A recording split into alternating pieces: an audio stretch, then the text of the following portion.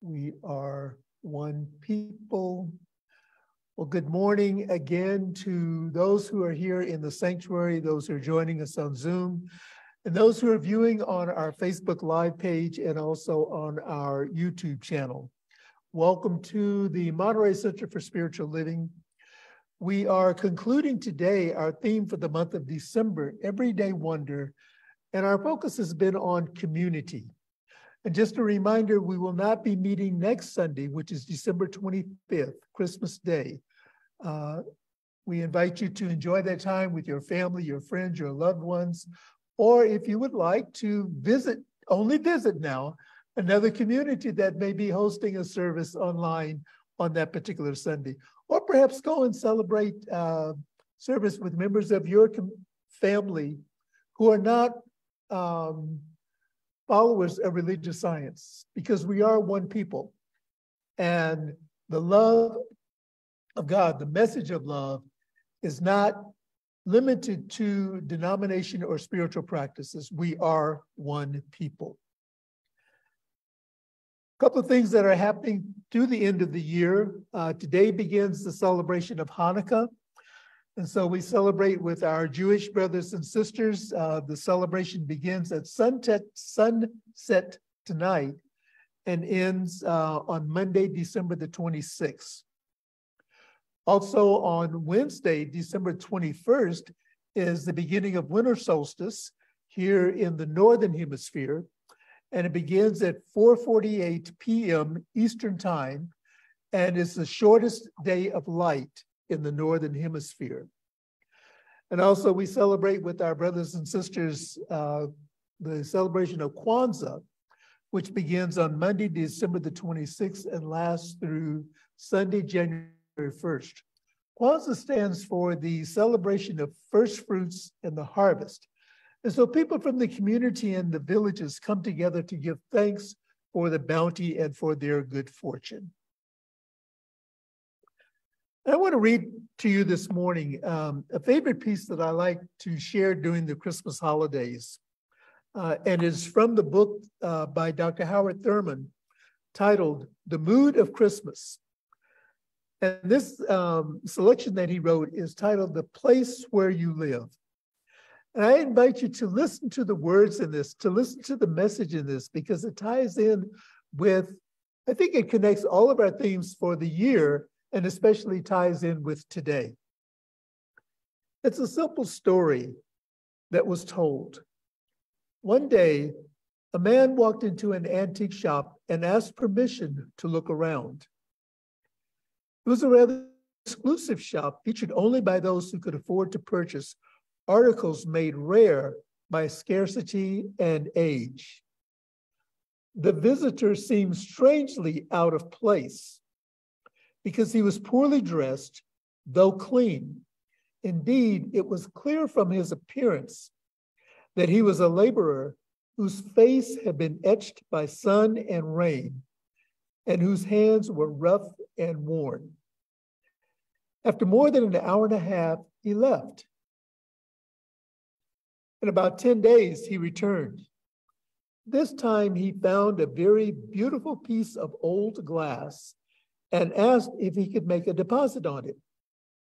Each week, he came in and made a payment until the article was his. With much curiosity, the owner of this shop engaged him in conversation, determined if he could, the use with which this man would put this, how this man would use his new purchase. I bought it for my little room. It isn't much, but I bring to it from time to time throughout the years only the best and most beautiful things. You see, that is where I live. To bring to the place where you live only the best and most beautiful, what a plan for one's life. This is well within the reach of everyone. Think of using one's memory in that way. As one lives from day to day, there are all sorts of experiences, good, bad, beautiful, ugly, that become part of one's past, to develop the ability to screen one's memory, and so that the excellent is retained from within one's room. All kinds of ideas pass through mind about oneself, about the world, about people. Which do you keep for your own room? Think it over now. Which ideas do you keep for the place where you live? It is well within the mark to say that often quoted words of Jesus about laying up for yourself treasures in heaven deal with the same basic idea. The place where you live is where your treasures are. Where your treasures are is where your heart is. Where your heart is where your God is. I love that reading. It's just such a wonderful message. With one voice comes a song. With an instrument comes music. Yet it takes an orchestra to create a symphony. And I'm using this as a lead-in to our topic today, Ode to Joy. The text of Beethoven's Ninth Symphony was largely borrowed from the poem Ode to Joy by Friedrich Schiller. And the segment of that poem that was the inspiration for Ode to Joy reads, Joy, beautiful spark of divinity, we enter drunk with fire, Heavenly One, thy sanctuary. Thy magic binds again what custom strictly divided. All people become brothers and sisters, where thy gentle wing abides. And so creating a symphony requires that we work together to create a larger container demonstrating a world that works for everyone. And that is the large vision that is cast by our Centers for Spiritual Living, to create a world that works for everyone. And I always like to add exactly where they are, not requiring anything to be changed except the awareness and the shift in consciousness that right where I am, life is working for me and it is working for those around me. This begins at the individual level, and it can also be expressed at the collective level by how we choose to be in community. Science of Mind, the teachings of Science of Mind seeks to recognize wholeness in all things. Rather than deny what is before us, we seek to understand so that a greater idea can be revealed. We release the illusions of separation, conflicts, and disagreements. And in place of those, we intentionally direct our attention, our exploration, and open to the illumination to what is required for greater ideas to be born. When we release those illusions of separation and conflict and disagreements, we're creating that container, we're creating that space for new ideas to emerge, for new ways of being to emerge. All of this allows us to collectively spiral upward towards a new future and a brighter vision for our life and the life of those around us. In the New Thought Dictionary, Ernest Holmes writes this, the circle of life. And it's an excellent visual demonstration of our Science of Mind teaching symbol. And I wish I had one behind me that I could point to. But I think those of you who are familiar with the teaching are familiar with the symbol. So the circle of life. The circle is a symbol representing the infinite, the first great cause before it moves into manifestation. So imagine the circle as being all-inclusive. The circle of life represents in its downward arc the coming of spirit into matter, and in its upward sweep, our journey from gross materiality into pure spirit, our perfect state. So for those of you who are familiar with the teaching symbol, we have the circle, which represents infinity, and then we have the V, which represents the descent of the spirit into form, and then the ascent of spirit back into the pure essence of who we are. And then within the teaching symbol are the three other divisions that represent the idea, or as we teach to the children, the seed that is planted into the fertile soil of the soul, which is the middle part of the symbol, and then the manifestation, or what outpictures in our lives. Or for example, using the example of the seed, the plant that results from the growth of the seed. So what manifests in our life is that bottom part of the teaching symbol. And what is connecting those three parts is the descent of the Spirit and the ascent of the Spirit. So that's what the V represents within the symbol. Ernest Holmes also writes in Ideas for Living, we should give of ourselves in love and in service to others, in a spirit of generosity and of good fellowship. So we can see in the writings of Ernest Holmes thread throughout not only the Science of Mind textbook, but in other writings of his, he's representing this idea and presenting us with this idea that we live in a reciprocal universe. We're part of the giving and the receiving. We're in the circulatory flow of life. To refuse to give is to refuse to receive, for everything moves in circles. Real giving is the givingness of self, and that's with a capital S, which is the self of spirit. A kind word, a thoughtful act, perhaps just a smile, can brighten and help someone lighten the burdens of others. And so we're passing someone on the street. We don't necessarily need to know them, but just a smile as you keep going. You never know how that lifts someone's spirit, how it may shift an experience that is going on in their particular day.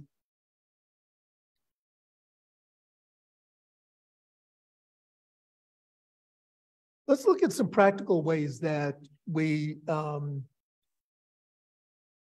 live in community, because this is what our theme is about. You've heard the expression, as within, so without. Individuals crave to belong, and it is equally important for the community to welcome all individuals. Community may be defined as a result of our demonstration of the interplay between individuals. We're coming together, dancing this dance of life. The dance can be much like the yin and yang symbol, where the circle itself reflects the whole of the experience. The yin and the yang, the light and the dark, encased in the circle, which represents the wholeness of experience, that becomes a midwife to the birthing of a bigger idea. It's easy to get caught up in our individual experiences without realizing that each one of us is a thread in the beautiful tapestry of life. Each one of us is a thread in the beautiful tapestry of life. There are many ways to experience community. In our neighborhoods, here in our Monterey Spiritual Center, in spiritual centers throughout the globe, in other faith and religious traditions, through our social service agencies, through schools, sports clubs, and the list can go on and on and on. We create experience where we engage with other people, where we feel nourished and we feel validated. Living in the tapestry of life asks that we be present and actively engaged with those around us and in service to a grander idea. You notice we're always being asked to come forward and to go upward, to elevate our consciousness, to be aware of how we can be in service to a grander idea or the greater good. A little story to share with you. This is a statement from Chief Dan George from the Say-Wolof tribe in British Columbia. We have taken so much from your culture. I wish you had taken something from ours. For there were some beautiful and good things within it. Perhaps now that time has come, we are fearful that what you take will be lost. And this was a backdrop for the UNESCO, the United Nations Economic, Scientific, and Cultural Organization, in 2003 established the Convention for Safeguarding of the Intangible Cultural Heritage in the World. So this was a global movement that they began. And this includes the oral traditions, the performing arts, the social practices, and the craftsmanship, as well as the rituals and festival events that acknowledge the nature of the universe. And that is one of the reasons why I like the wintertime and the celebration of light, because we're recognizing, and it gives us an opportunity to recognize traditions and cultures from other groups, other individuals, other indigenous individuals that we may not necessarily focus on at other times of the year. The intangible cultural heritage has 4 qualities. It's alive in people today, yet remains a reflection of past tradition. So it's the remembering of the tradition and bringing it forward, giving it life even through today. It is inclusive in that by practicing it, it contributes to social cohesion. It is representative, supported by the elders and the experts in the community. So again, this is another aspect of inclusivity, is including all of the individuals that make up the community. And fourthly, it is community-based in that no one else can define it for them. So this indigenous group that comes together to celebrate their cultural heritage is defined by their own experiences. And that is the way it is in other communities. We come together to celebrate something that we have established as a common bond, something that binds us together, something that elevates us to that upward spiral of our being in the world. By learning about each other, we develop a richer, broader sense of humanity and the capacity for spirit. By maintaining and honoring cultural practices, we bind ourselves with the generations before us, which increases our sense of belonging to something that is larger. Sharing and educating others about traditions brings this rich human tapestry of life to all of us. And so you may ask, how do we get to the higher view of life? Well, I just may have an answer for you. We all know what it's like to bring things together. It's like listening to a symphony. The greatest whole does not exist without each instrument playing its part. And I offer a metaphor to demonstrate this. And just think of, just imagine yourself as the conductor of a symphony. And it could be, the symphony could be anything, any place where you gather with friends or family or in community or in other social settings. Imagine that you're the conductor of a symphony orchestra, a messenger of the music composer. You're standing on the podium, perfectly in sync with the musical score, the orchestra members, and the audience. Notice there's a totality of engagement of everyone who is in the space. And so you raise the baton. The instruments come up to stillness and perfection. You move, and the entire orchestra responds as one. Then it happens. You're no longer the conductor, a member of the orchestra, or the audience. You are the music.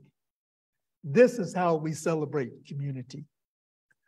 This metaphor can serve as a reminder that elevating our thoughts away from ourselves and into a space where we can see the greater whole creates the space for this symphony, however we choose to describe it, the symphony of humanity to truly express itself.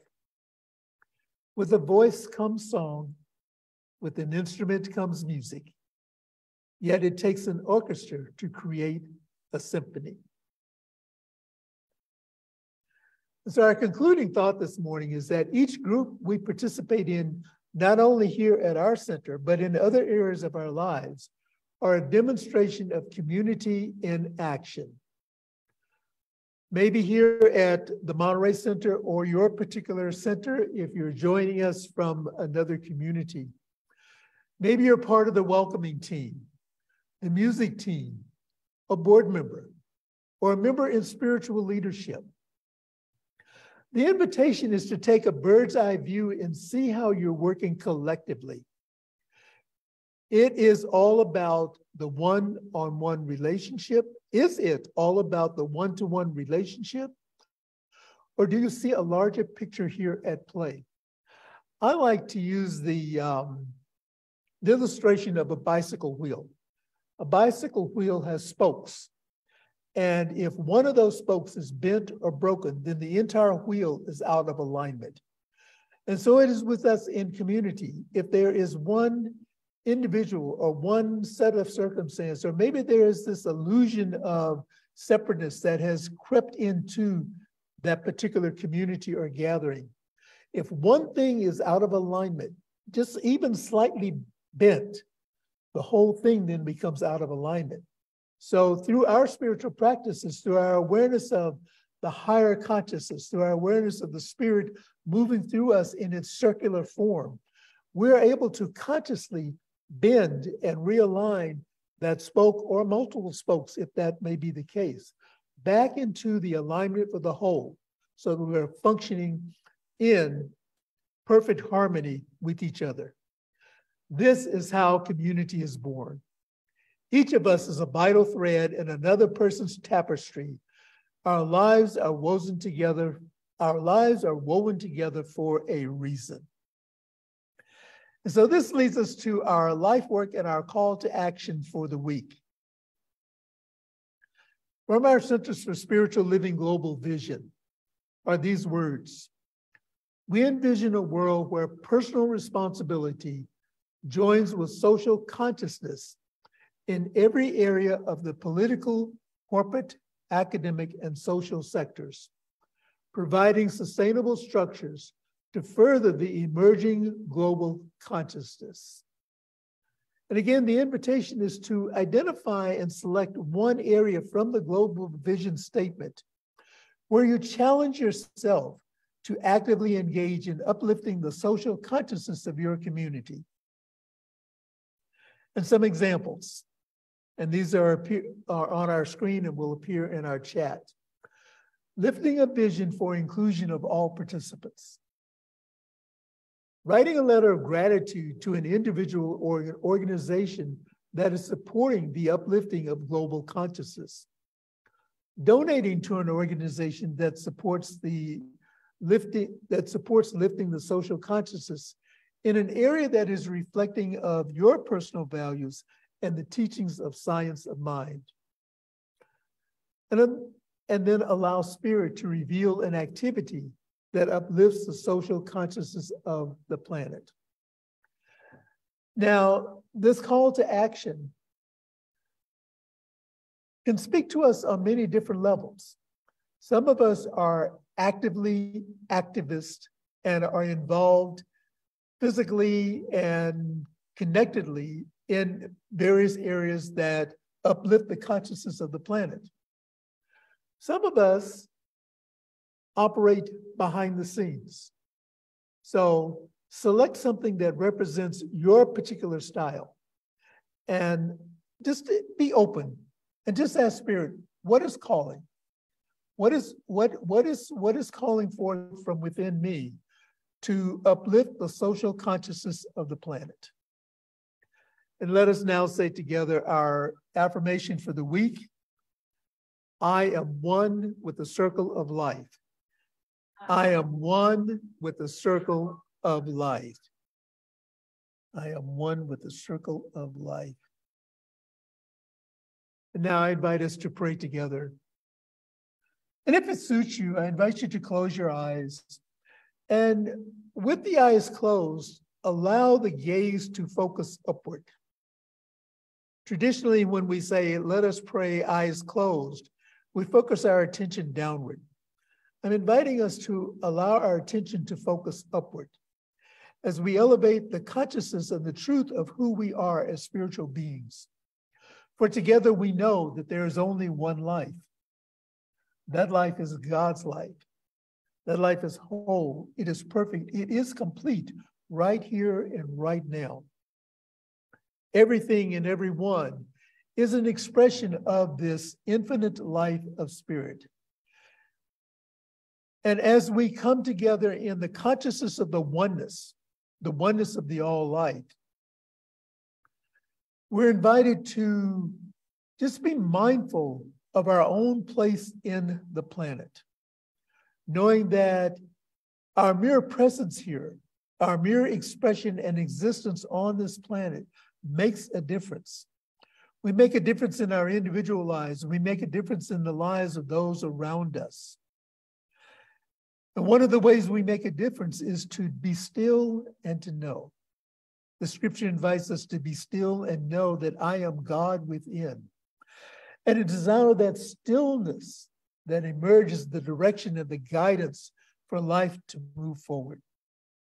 How grateful I am to know that as I sit in stillness, as I sit in silence, as I engage in activity that brings me into alignment with spirit, I open more to those infinite downloads, and the way becomes real. Things that I have been thinking about, things that I may have a question about, or things that are troubling my heart, come into full alignment as I continue to align myself with spirit.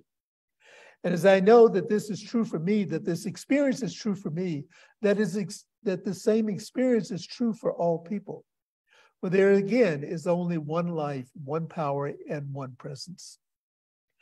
And so I speak a word of healing and blessing this morning for whatever individuals may be going through, whatever transitions are appearing in life, however they may be identified.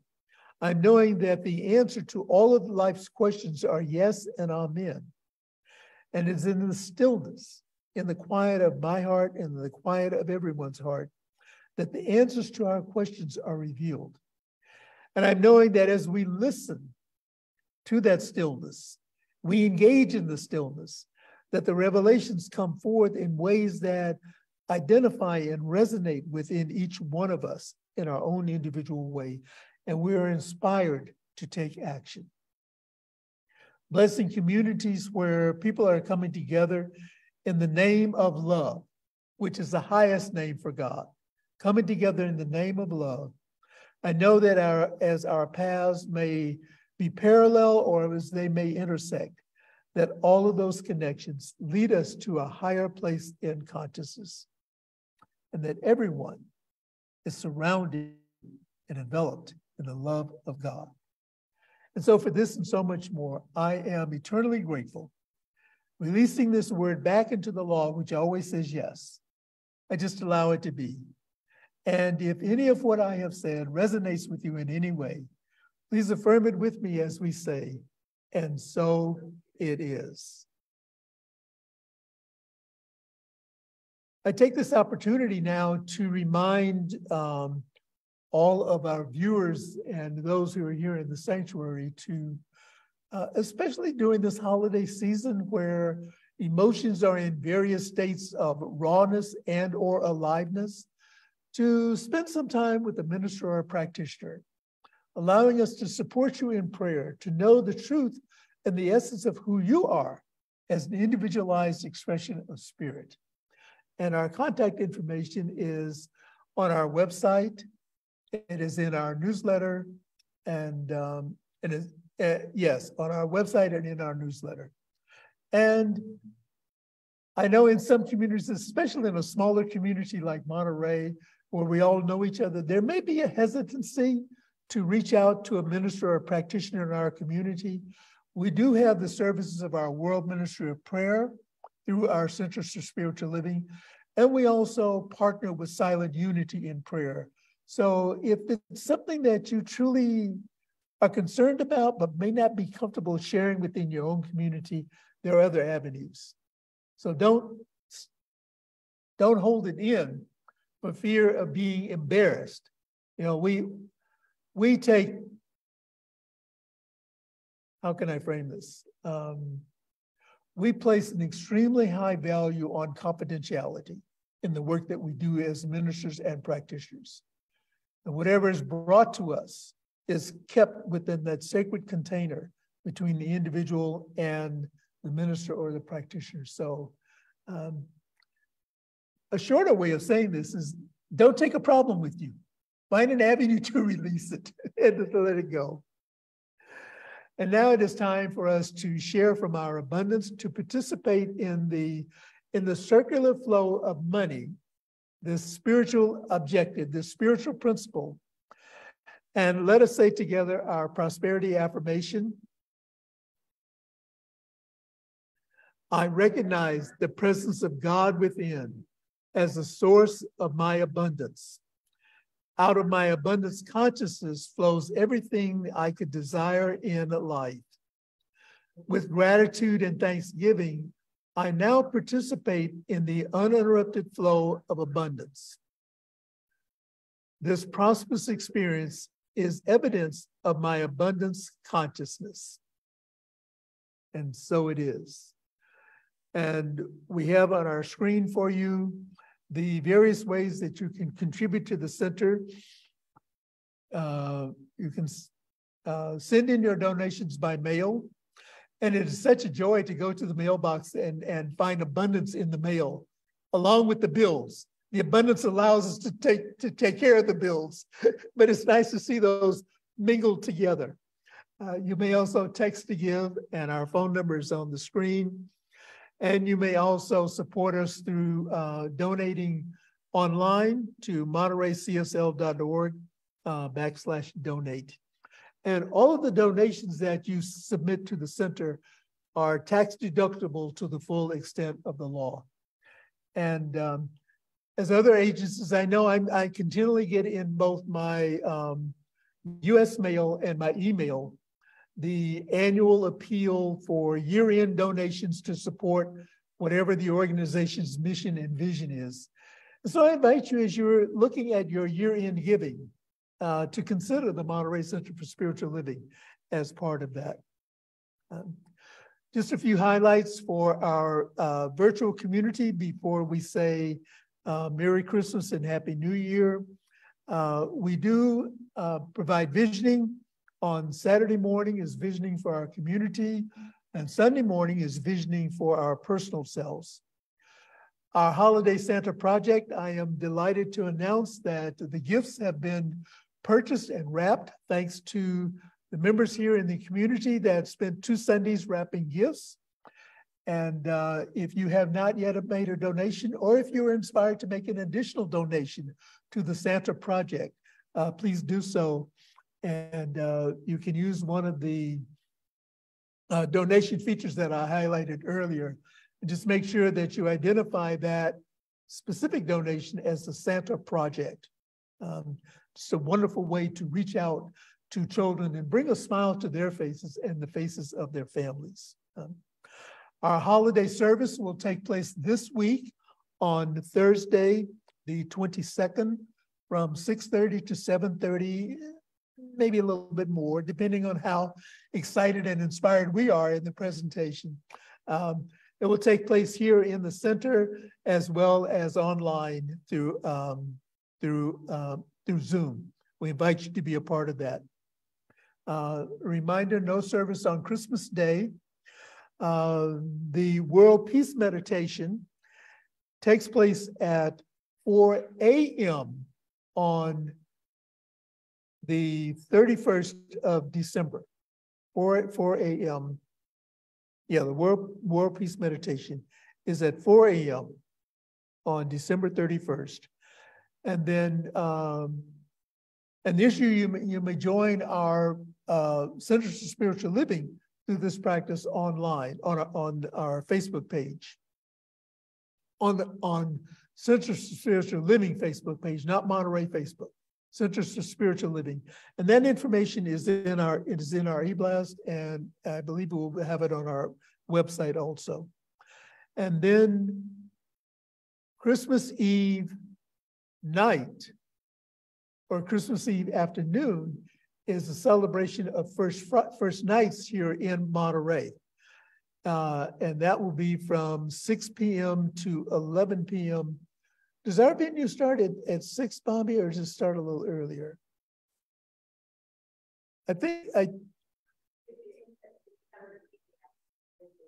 Yeah, the actual 6 not here we are. The times for the times for Monterey. Thank you, Tech Team, for pulling this off. We have 2 jazz bands that are performing here at the center. And so the times are 6:30 to 7. And let's see.